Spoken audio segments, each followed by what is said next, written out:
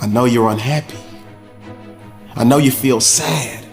You feel down and out.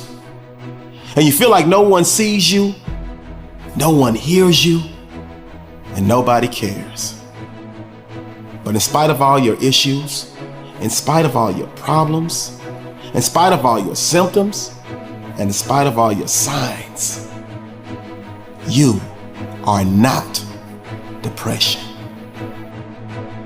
We all go through dark times. We all go through shit.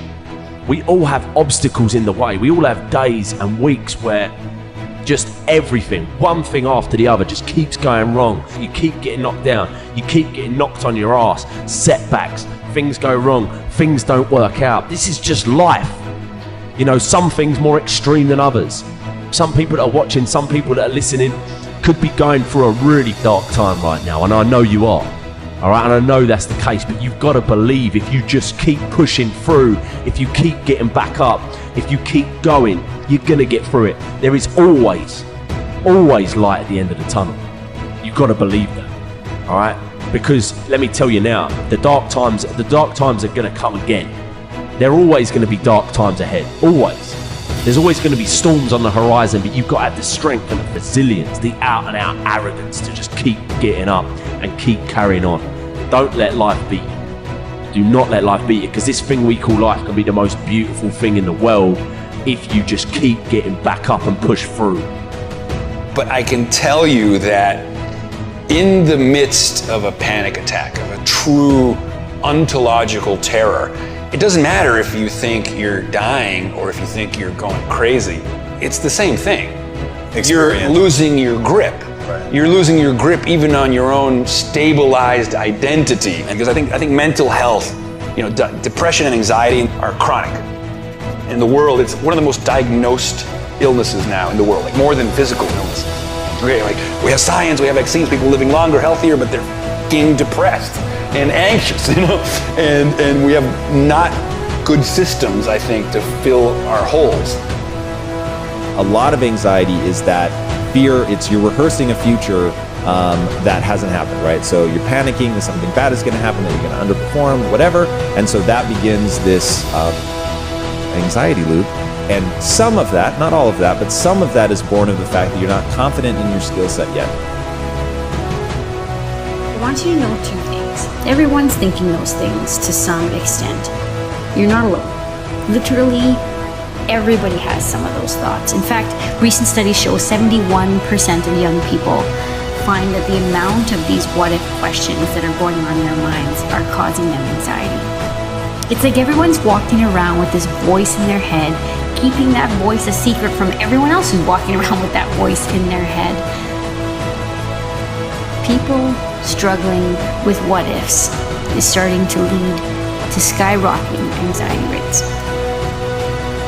The second thing is this: you have the power to make it better. You see, nothing changes unless something changes.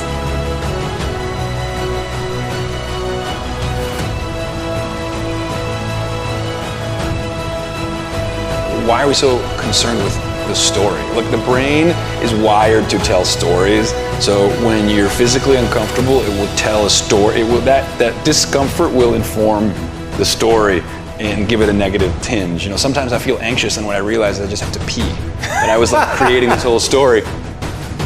Think of anxiety just as a peculiar sensation, like when you have an itch. When you have an itch, you scratch it if you can, and if you can't, you just let the sensation pass. Try to do the same thing when you feel anxious. Mindfulness meditators talk about that.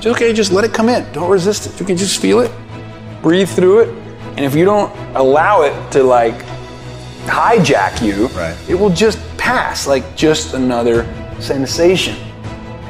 What's on the other side of this? These are a lot of things that, in my past I used to struggle with a lot, letting my mind race and run.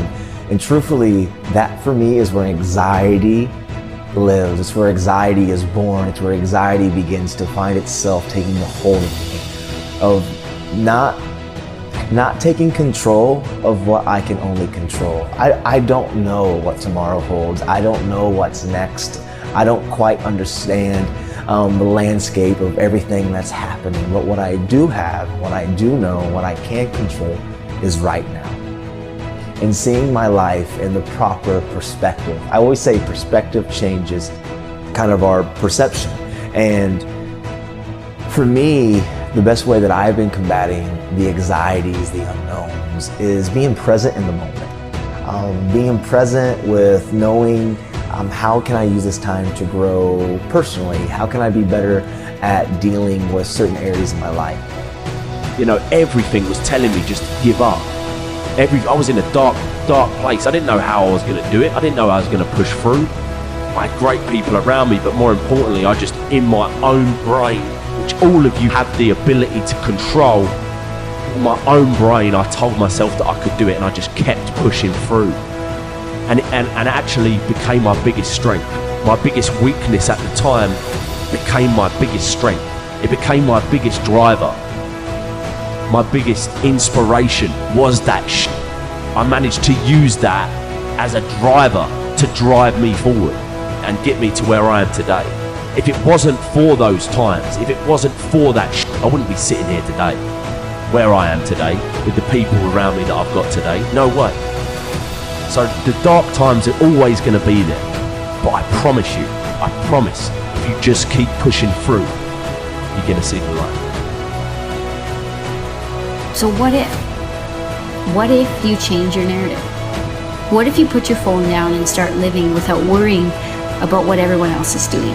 What if you stepped out of your comfort zone to meet new people in new circles? What if you studied half an hour longer each night to get into that program? What if I filled my heart with gratitude instead of filling my mind with worries? What if I stopped worrying so much about life and just started living it? And I want you to say this over and over and over and over again until you believe it in your heart of hearts. I am enough. I am worthy. My life matters. I forgive myself. I can and will be happy. I can move on. I love me some me. And it's not over until I'm smiling